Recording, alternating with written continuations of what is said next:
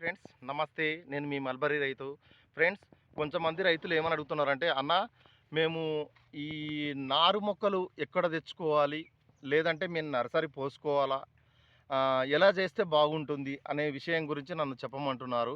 అయితే ఈ మల్బరీ మొక్కలను మనము నాటుకోవాలంటే ఇంచుమించుగా మనకు 6 నెలలు ఉన్నటువంటి ఈ బ్రాంచెస్ అనేది 6 నెలలు ఉండాలి.